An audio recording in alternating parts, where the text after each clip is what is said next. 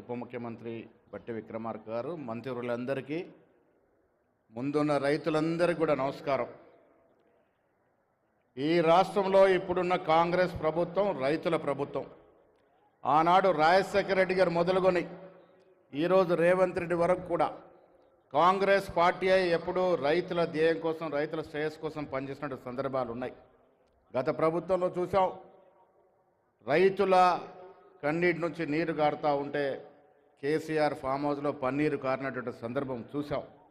మిత్రులారా, కాంగ్రెస్ పార్టీ క్షేత్రస్థాయిలో రైతులు పడుతున్న ఇబ్బందులను ఎరిగి ఆనాడు రాహుల్ గాంధీ గారు వరంగల్ సభలో 22 మేన రైతులకు కావాల్సిన సంక్షేమము, రైతులకు కావాల్సిన అవసరాలను గుర్తించి రైతు డిక్లరేషన్ చేసిన సందర్భం మీరు మర్చిపోకూడదనే మాట ఈ సందర్భంగా రైతులందరూ గుర్తు చేస్తా ఉన్నాను.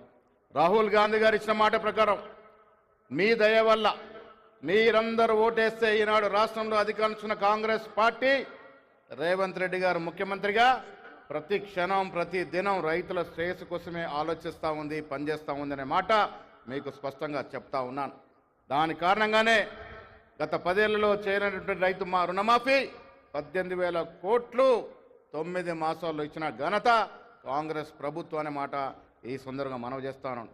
10 ఏళ్లలో వారు 50,000 ఉద్యోగాలు ఇస్తే 9 నెలలలో 50,000 ఉద్యోగాలు ఇచ్చిన ఘనత కాంగ్రెస్ రాష్ట్రంలో నడుస్తున్న కాంగ్రెస్ పార్టీ ఘనత అనే మాట కూడా ఈ సందర్భంగా మనవి చేస్తా ఉన్నాను.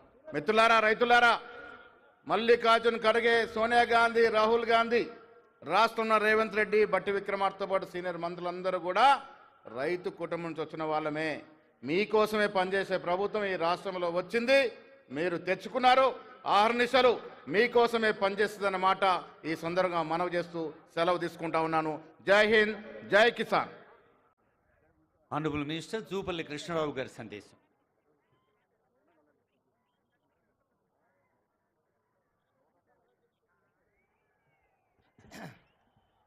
ఈనాటి